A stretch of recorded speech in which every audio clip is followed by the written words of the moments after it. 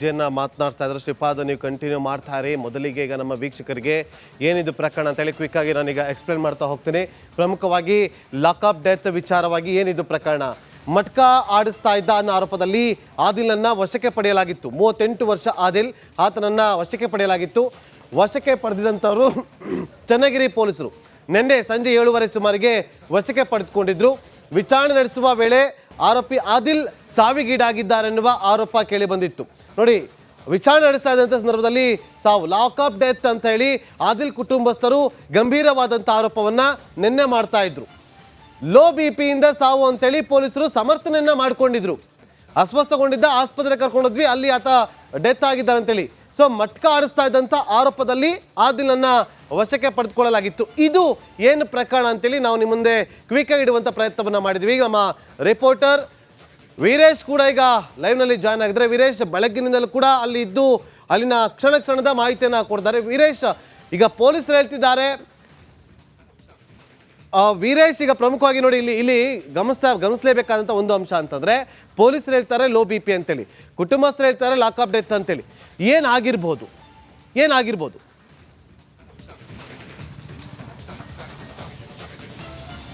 ನಾಗೇಂದ್ರ ಬಾಬು, ಏನಂದರೆ ಇಲ್ಲಿ ಪ್ರಕರಣವನ್ನು ಒಂದು ಪೊಲೀಸರು ಮತ್ತು ತಂದೆ ಏನು ಆದಿಲ್ ತಂದೆಯ ಒಂದು ವರ್ಷನ್ ಆದರೆ ಹೆಂಡ್ತಿಯ ಅಂದರೆ ಈನಾಬಾನ್ ಅಂತ ಹೇಳ್ಬಿಟ್ಟು ಅವರ ವರ್ಷನೇ ಒಂದು ಹೇಳ್ತಾರೆ. ಅಂದರೆ ನಾವು ಪ್ರತಿ ತಿಂಗಳು ಕೂಡ ಪೊಲೀಸರು ಬಂದು ಒಂದು ಹಪ್ತ ವಸೂಲು ಮಾಡ್ತಿದ್ರು.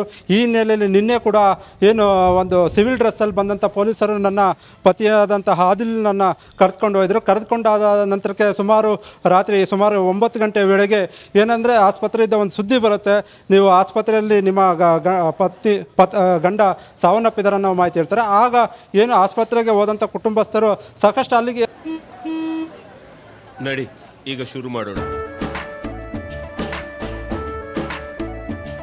ಕೇಸರಿಯಿಂದ ಮನೋಲ್ಲಾಸ ಮನಸ್ಸು ಮತ್ತೇರಿ ಕುಣಿದಾಡಿದೆ ನೋಡು, ಮನಸ್ಸು ಮತ್ತೇರಿ ಕುಣಿದಾಡಿದೆ ನೋಡು. ಕ್ಷಣ ಕ್ಷಣವೂ ಆಚರಿಸಿ ಕೇಸರಿ ಹಬ್ಬ. ವಿಮಲ್, ಬಾಯಲ್ಲಿ ಹೇಳಿ ಕೇಸರಿ. ಇವರು ಹೋಗೋ ಅಷ್ಟೊತ್ತಿಗೆ ಪ್ರಾಣವನ್ನು ಬಿಟ್ಟಿರ್ತಾರೆ ಆದಿಲ್ ಅವರು. ಆಗಿಂದ ಸಾಕಷ್ಟು ಅಂದರೆ ಅಲ್ಲಿ ರಾತ್ರಿ ಸುಮಾರು ತಡರಾತ್ರಿವರೆಗೂ ಪೊಲೀಸ್ ಸ್ಟೇಷನ್ ಬಳಿ ಸಾಕಷ್ಟು ಗಲಾಟೆ ಮತ್ತು ಅಲ್ಲಿ ಸಾಕಷ್ಟು ಏನಂದರೆ ಸರ್ಕಾರಿ ವಾಹನಗಳನ್ನ ಜಖಂ ಕೂಡ ಮಾಡ್ತಾರೆ.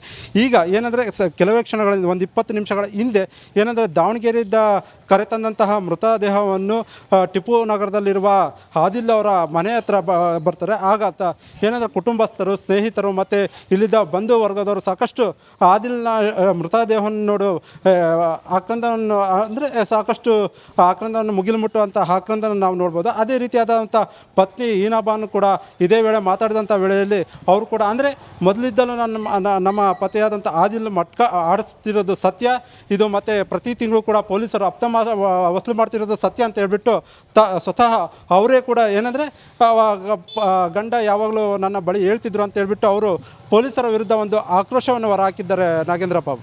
ಓಕೆ, ಥ್ಯಾಂಕ್ ಯು ವೀರೇಶ್, ನಿಮ್ಮೆಲ್ಲ